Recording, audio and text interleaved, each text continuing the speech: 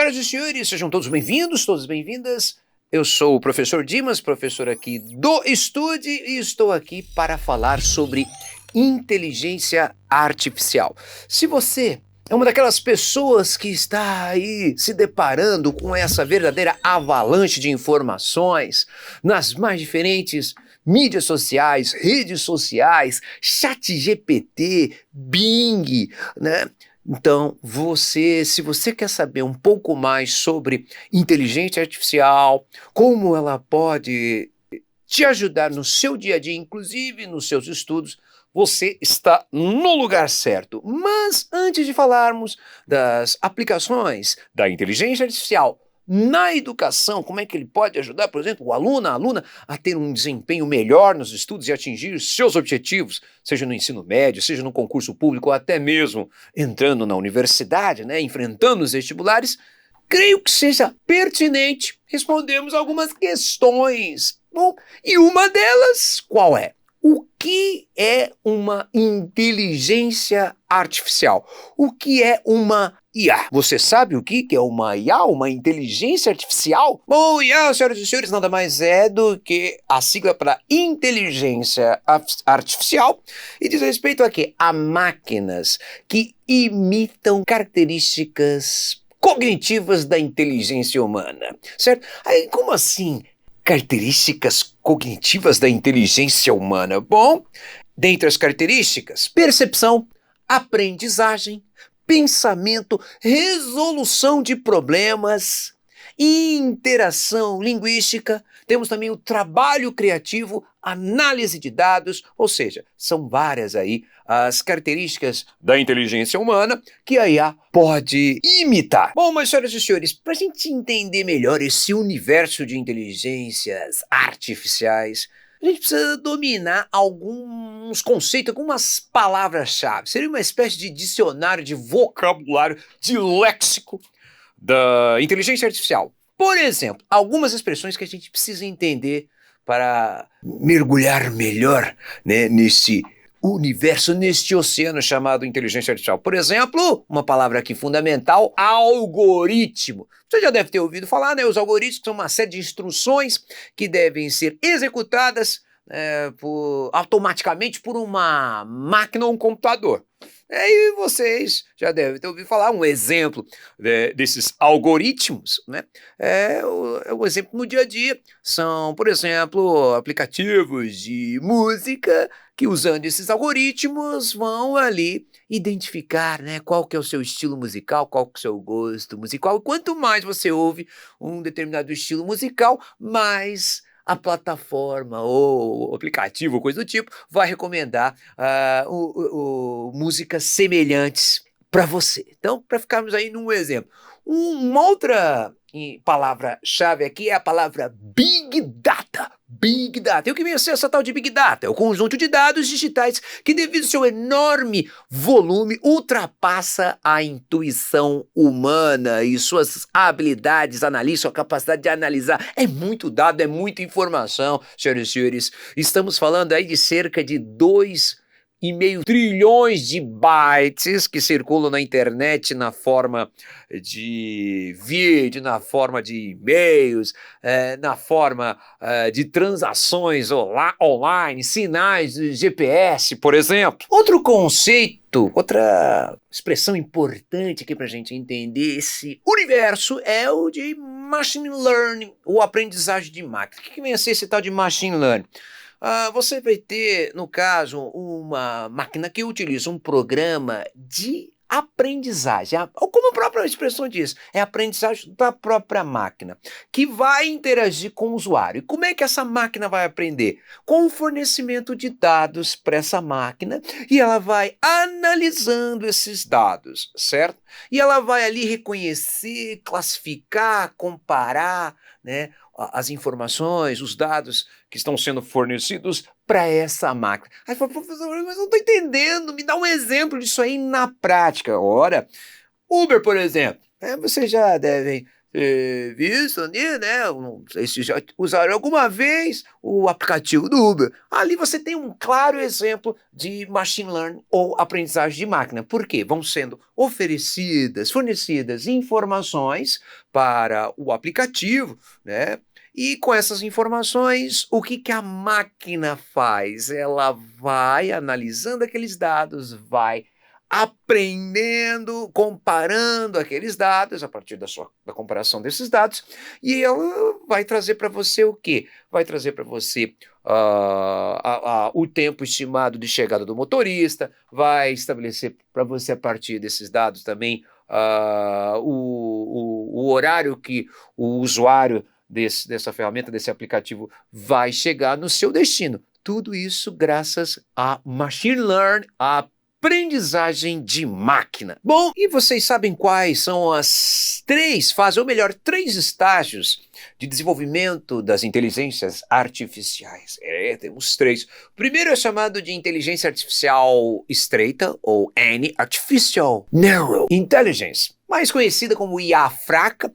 O segundo estágio é o da inteligência artificial geral, também conhecido como IA forte. E temos a terceira e temida fase, o terceiro e temido estágio das inteligências artificiais, que é o da superinteligência artificial. Vamos falar um pouco aí de cada uma dessas três fases ou três estágios, né? O primeiro estágio é o da inteligência artificial estreita, N, Artificial Narrow Intelligence, mais conhecido como IA fraca. Neste caso, a IA só se concentra em realizar apenas uma única tarefa e, no caso, realizando trabalhos repetitivos de acordo com aquele intervalo estabelecido por quem programou a IA, certo? E, neste caso, ela não consegue fazer várias tarefas ao mesmo tempo e, além disso, não consegue tomar decisão por conta própria. Esse tipo de IA é o que a gente está acostumado, mais conhecido. Vocês já ouviram falar, por exemplo, né? Falamos aqui de realizar só uma tarefa, inclusive com trabalhos repetitivos dentro de um determinado intervalo pré-definido. É o caso, por exemplo, daqueles robozinhos. Não sei se vocês já viram aqueles robozinhos que fazem a limpeza das casas. Isso é um exemplo de IA fraca. Ele só sabe fazer aquilo. Ele foi programado para fazer aquilo, tá? Ele se concentra apenas naquela tarefa, certo?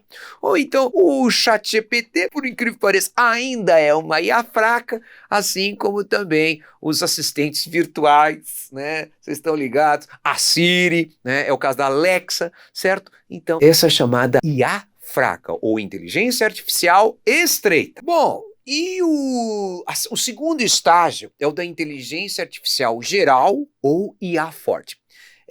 Neste caso, esse estágio ele é atingido quando a máquina consegue realizar qualquer atividade cognitiva humana, ou seja, ele consegue realizar qualquer atividade intelectual que um ser humano consegue realizar, tá? Ainda não atingimos esse estágio, mas, segundo os especialistas da área, estamos muito próximos de atingir esse estágio. E, senhoras e senhores, o terceiro, último e mais temido estágio da IA seria o quê? Da superinteligência artificial. Mano, quando chegarmos nessa fase, aí vai ser complicado. E por que eu estou dizendo isso? Bom, senhoras e senhores, se a inteligência artificial geral, a IA forte, ela iguala o ser humano no que diz respeito às suas capacidades, habilidades cognitivas, não é? A sua capacidade intelectual, a superinteligência artificial, esse terceiro estágio, a máquina supera a inteligência humana. Imagine. E o que eu estou querendo dizer com a máquina, a IA, superando a inteligência humana? Significa que ela teria autoconsciência. Como assim? A máquina teria autoconsciência. Ela não apenas realizaria ali atividades, não apenas simularia raciocínios, como também poderia apresentar sentimentos emoções. Estão entendendo? Então, esse seria o nível da chamada superinteligência artificial, o terceiro nível, o terceiro estágio, a terceira fase em que as IAs teriam autoconsciência. Aparentemente, senhoras e senhores, ainda estamos um pouco longe de atingirmos esta fase, ou este estágio da IA. Bom, mas quais seriam as aplicações dessa IA? Porque a gente falou aqui bastante, né? Falamos de algumas expressões, de alguns termos que são importantes para você entender esse universo das inteligências artificiais.